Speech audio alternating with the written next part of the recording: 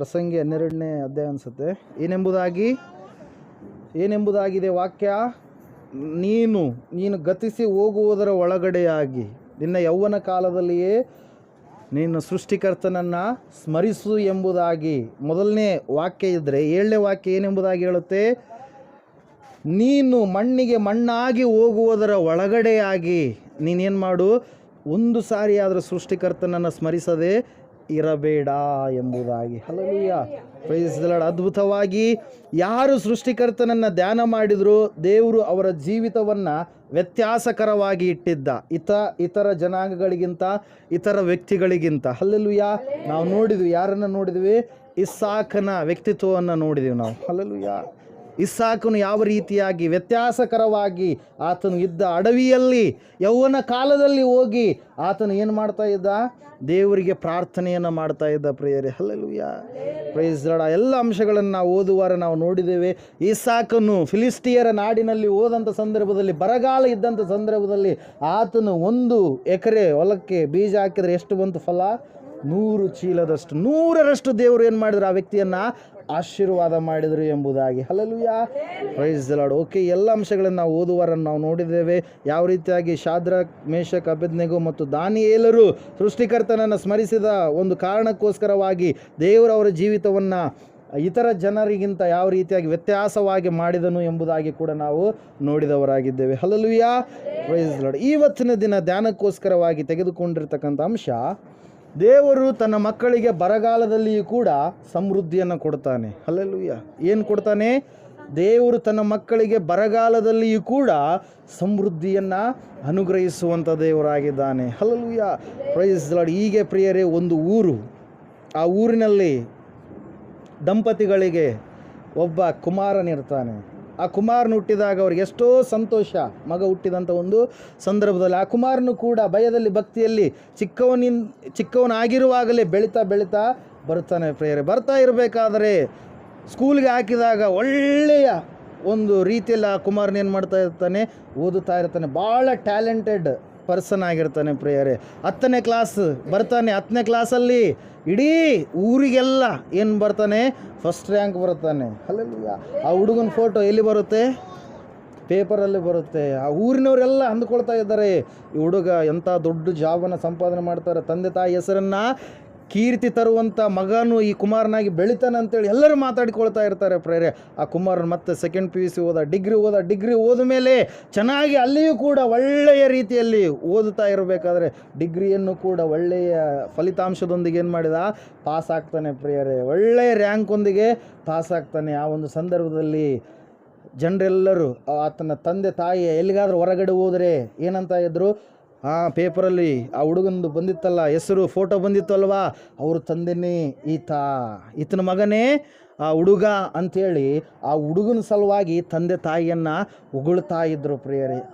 ಆ ರೀತಿಯಾಗಿರ್ತಕ್ಕಂಥ ಸಂದರ್ಭ ಇರಬೇಕಾದ್ರೆ ಸಡನ್ನಾಗಿ ಒಳ್ಳೆಯ ಜಾಬನ್ನು ಸಂಪಾದನೆ ಮಾಡಿಕೊಳ್ತಾನೆ, ಊರಿಗೆ ಕೀರ್ತಿ ತರ್ತಾನೆ, ನಾಡಿಗೆ ಕೀರ್ತಿ ತರ್ತಾನೆ, ಮನೆಗೆ ಕೀರ್ತಿ ತರ್ತಾನೆ ಅಂಥೇಳಿ ಆ ಕುಮಾರನ ಬಗ್ಗೆ ಮಾತಾಡಿಕೊಳ್ತಾ ಇರಬೇಕಾದ್ರೆ ಸಡನ್ನಾಗಿ ಆ ವ್ಯಕ್ತಿ ಡಿಗ್ರಿ ಮುಗಿಸಿದ ಮೇಲೆ ಏನಾಗ್ಬಿಡ್ತಾನೆ?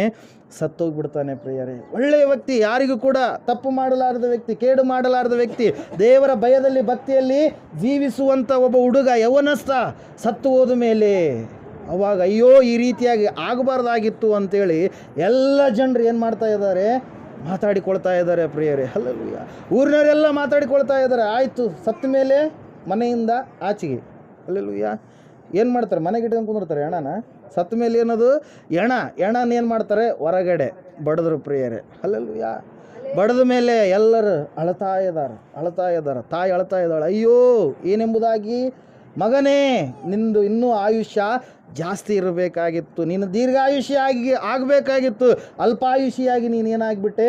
ಹೋಗ್ಬಿಟ್ಟೆ. ನಿನ್ನ ಬದಲಾಗಿ ನಾನಾದರೂ ಹೋಗಿದ್ರೆ ಒಳ್ಳೇದಾಗ್ತಿತ್ತು, ಬೇಸಾಗ್ತಿತ್ತು, ಚೆನ್ನಾಗಾಗ್ತಿತ್ತು ಅಂತೇಳಿ ಆಡಿ ಆಕೆ ಏನು ಮಾಡ್ತಾ ಇದ್ದಾಳೆ?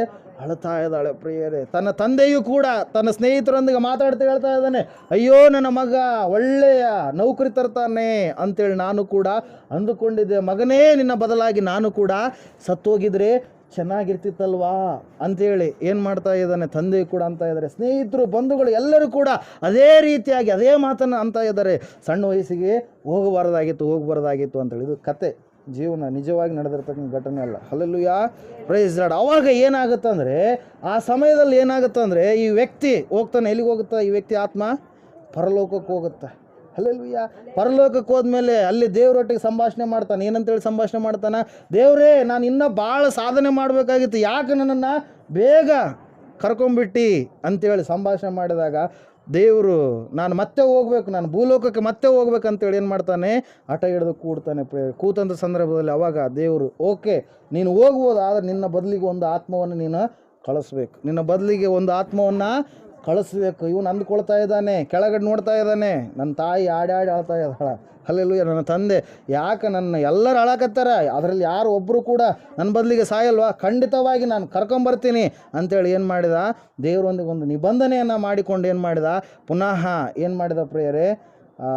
ದೇವರೊಂದಿಗೆ ನಿಬಂಧನೆ ಮಾಡಿಕೊಂಡ ಮೇಲೆ ದೇವರು ಹೇಳಿದ ಹಾಗೆ ಒಂದು ಆತ್ಮವನ್ನು ಕಳಿಸ್ತೀನಿ, ನನ್ನ ಕಳಿಸಿಕೊಡು, ಪುನಃ ನನಗೆ ಜೀವ ಬರಲಿ ಅಂತೇಳಿ ಹೇಳಿದಾಗ ದೇವರು ಆ ವ್ಯಕ್ತಿಯನ್ನು ಏನು ಮಾಡ್ತಾನೆ?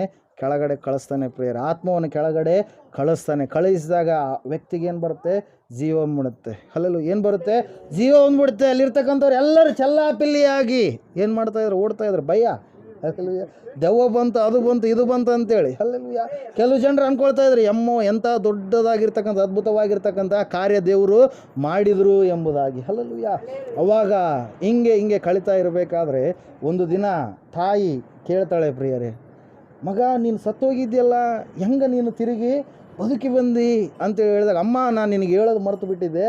ಏನಂದರೆ ನಾನು ಸತ್ತ ಮೇಲೆ ಪರಲೋಕಕ್ಕೆ ಹೋದ್ಮೇಲೆ ದೇವರು ಹೇಳಿದರು ಏನೆಂಬುದಾಗಿ ಅಂದರೆ, ನಿನ್ನ ಬದಲಿಗೆ ಒಂದು ಆತ್ಮವನ್ನು ನೀನು ಕರ್ಕೊಂಡು ಬಂದರೆ, ನಿನ್ನ ಬದಲಿಗೆ ಒಂದು ಆತ್ಮವನ್ನು ಕರ್ಕೊಂಡು ಬಂದರೆ ನಾನು ನಿನಗೇನು ಮಾಡ್ತೀನಿ?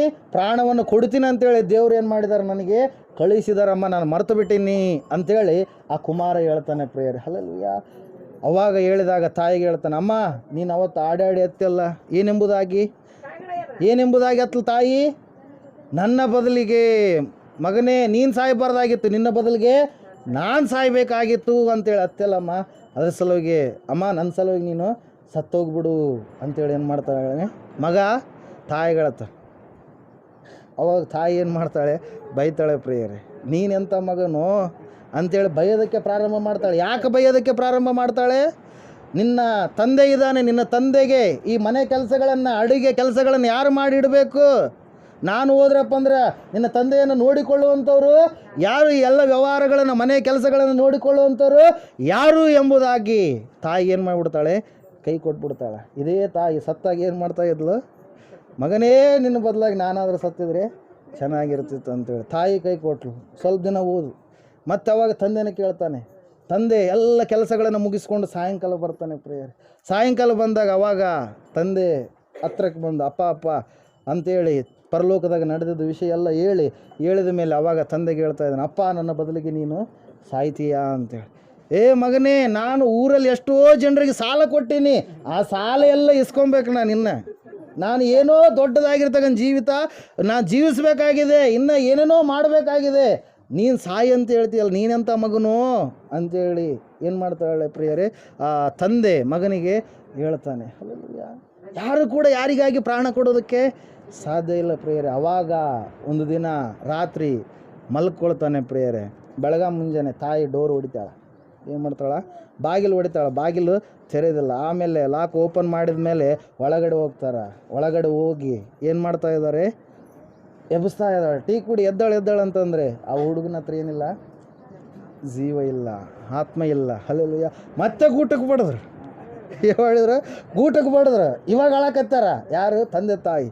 ಮಗನೇ ನಿನ್ನ ಬದಲಿಗೆ ಅಂತೇಳಿ ಅಲ್ಲಿಗೆ ಸ್ಟಾಪ್ ಮಾಡಿ ಹೇಳಿದ್ರು, ಎತ್ತಿ ಬಿಡ್ರಿ ಮೊದಲು ಉಣಿಕೆಟ್ಟು ಬರೋಣ ಅಂತೇಳಿ. ಹಲ್ಲೆಲೂಯಾ. ಮತ್ತೆ ಎಲ್ಲಿ ನಿನ್ನ ಬದಲಿಗೆ ನಾನು ಸತ್ತಿದ್ರೆ ಅಂದರೆ ಮತ್ತೆ ಎಲ್ಲಿ ಬಂದು ಮತ್ತೆ ನಮ್ಮನ್ನು ಸಾಯಿಸ್ತಾನೇನೋ ಅಂತೇಳಿ. ಹಲ್ಲೆಲೂಯಾ. ಯಾರಿಗೆ ಬದಲಿಗೆ ಯಾರು ಕೂಡ ಸಾಯೋದಕ್ಕೆ ಸಾಧ್ಯ ಇಲ್ಲ ಪ್ರಿಯರೇ. ಇಲ್ಲಿ ನಾವು ತಿಳ್ಕೊಳ್ಬೇಕಾಗಿರ್ತಕ್ಕಂಥ ಅಂಶ ಏನಂದರೆ, ಒಬ್ಬ ಮನುಷ್ಯನ ಸಲುವಾಗಿ ಇನ್ನೊಬ್ಬ ಮನುಷ್ಯ ಸಾಯೋದಕ್ಕೆ ಸಾಧ್ಯ ಇಲ್ಲ. ಆದರೆ ನಾವು ಪಾಪಿಗಳಾಗಿದ್ದಾಗಲೂ, ಅಧರ್ಮಿಗಳಾಗಿದ್ದಾಗಲೂ, ದೇವರಿಗೆ ವಿರೋಧವಾದಂಥ ಕಾರ್ಯಗಳನ್ನು ಮಾಡುತ್ತಿದ್ದಾಗಲೂ ಕೂಡ ಯೇಸು ಕ್ರಿಸ್ತನು ನಮಗೋಸ್ಕರವಾಗಿ ಆತನೇನು ಮಾಡಿದ? ಸಾಯುವುದಕ್ಕೆ ಈ ಲೋಕಕ್ಕೆ ಬಂದ ಪ್ರಿಯರೇ. ಹಲ್ಲೆಲೂಯಾ. ಮನುಷ್ಯ ಕುಮಾರನು ಯಾವುದಕ್ಕಾಗಿ ಬಂದ? ಕೆಟ್ಟು ಹೋಗಿರುವವರನ್ನು ಹುಡುಕಿ ರಕ್ಷಿಸುವುದಕ್ಕಾಗಿ ಬಂದ. ಮನುಷ್ಯರನ್ನು ಉಂಟು ಮಾಡಿದ ದೇವರು ತಾನೂ ಮನುಷ್ಯನಾಗಿ ಬಂದು ತಾನು ಮರಣವನ್ನು ಮರಣಿಸಿ ಮೃತ್ಯುಂಜಯನಾಗಿ ನಾವೆಲ್ಲರೂ ಕೂಡ ಜೀವಿಸುವಂತೆ ಮಾಡುವುದಕ್ಕಾಗಿ ಆತ ಬಂದ. ಅದರ ಸಲುವಾಗಿ ವಾಕ್ಯ ಹೇಳುತ್ತೆ ಏನಂತೇಳಿ? ನಾನು ಬದುಕುವುದರಿಂದ ನೀವು ಕೂಡ ಬದುಕುವಿರಿ ಅಂತೇಳಿ. ಅಲ್ಲಿ ಕ್ಯಾಲೆಂಡ್ರಲ್ಲಿ ನೆಕ್ಸ್ಟ್ ಈಗ ನಾಳೆ ತಿಂಗಳು, ನಾಳೆಯಿಂದ ಹೊಸ ತಿಂಗಳು ಆರಂಭ ಆಗುತ್ತಲ್ಲ, ಸೆಪ್ಟೆಂಬರ್ ಅಕ್ಟೋಬರ್, ಕ್ಯಾಲೆಂಡ್ರಲ್ಲಿ ಮೇಲ್ಗಡೆ ಏನಿರುತ್ತಾ? ನಾನು ಬದುಕುವುದರಿಂದ ನೀವು ಕೂಡ ಬದುಕ್ತೀರಿ. ಅದರ ಸಲುವಾಗಿ ನಾವು ಆರಾಧನೆ ಮಾಡುವಂಥ ದೇವರು ಎಂಥ ದೇವರಾಗಿದ್ದಾನೆ? ಮರಣವನ್ನು ಮರಣಿಸಿ ಮೃತ್ಯುಂಜಯನಾಗಿ ಎದ್ದು ಬಂದಿರತಕ್ಕಂಥ ದೇವರಾಗಿರುವಂಥ ಆತನಾಗಿದ್ದಾನೆ. ಹಲ್ಲೆಲೂಯಾ.